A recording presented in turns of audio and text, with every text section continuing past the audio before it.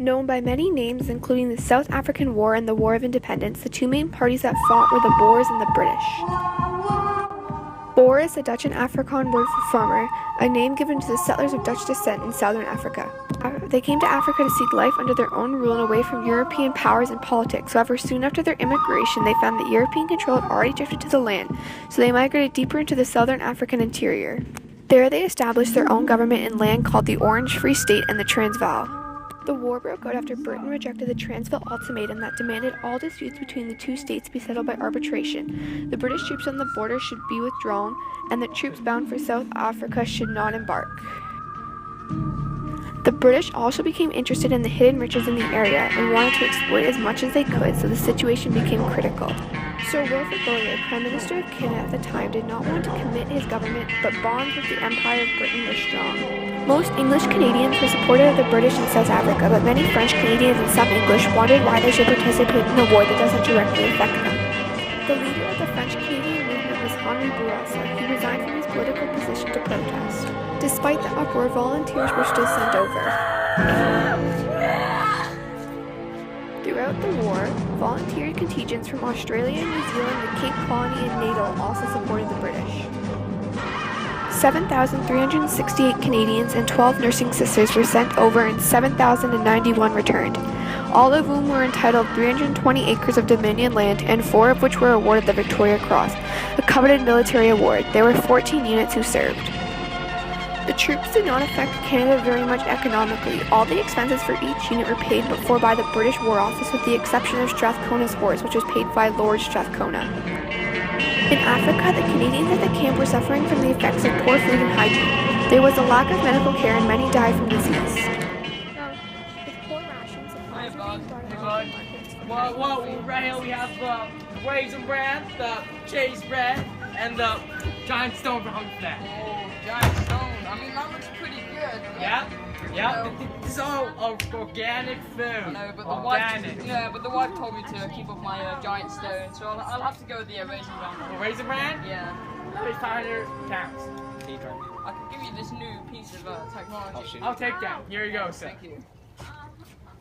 The war was fought in a climate that the Canadians were not accustomed to, with vicious sandstorms, brutal heat, and a never-ending thirst. Additionally, many soldiers were punished for insubordination, theft of food, inebriation, and sleeping on guard duty. For 4 hours. Yes, ma'am.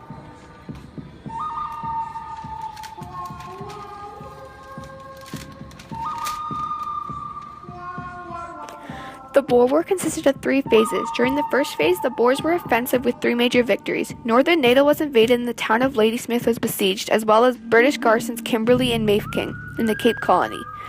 Around a serious defeats at Stormberg, Magersfontein, and Colenso declared December 10 to 15, 1899 the Black Week.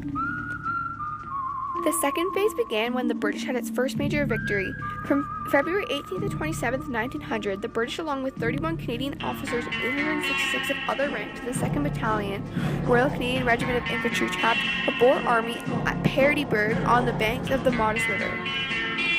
An important battle called Israel's Port for the Canadians took place in the southeast of Africa on April 25, 1900. The 2nd Battalion, Royal Canadian Regiment of Infantry, left the Orange Free State capital of Bloemfontein and marched eastward to take place in a British offense to cut off Boer forces operating in the southeast.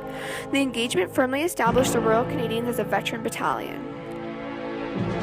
The Battle of Faber's Put was on May 30th, 1900. The British claimed to have won, but it was in fact a defeat. They downplayed the amount of soldiers wounded and killed as well as horses lost. Canada received little recognition in this despite they were essential to supporting the British.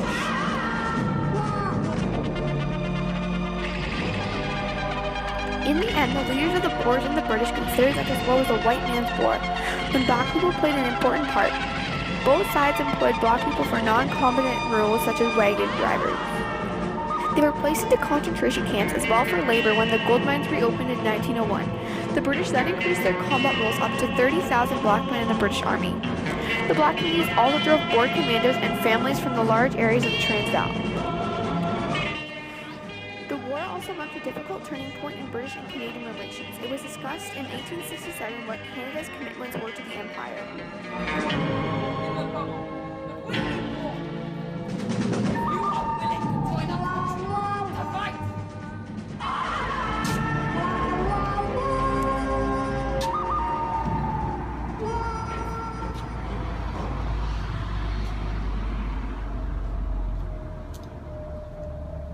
Attention! 3, 2, 1. For example, the war had shown that modern rifles and artillery provided greater accuracy, range, and rates of fire than before. Aim.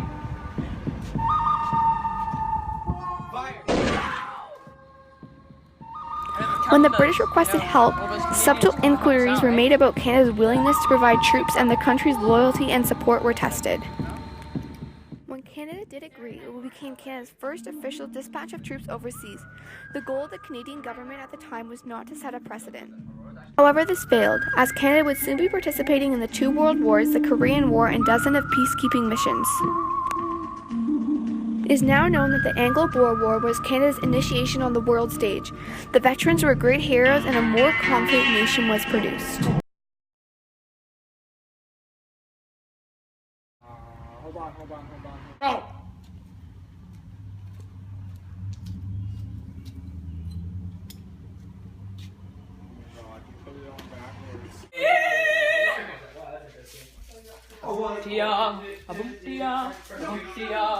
Shut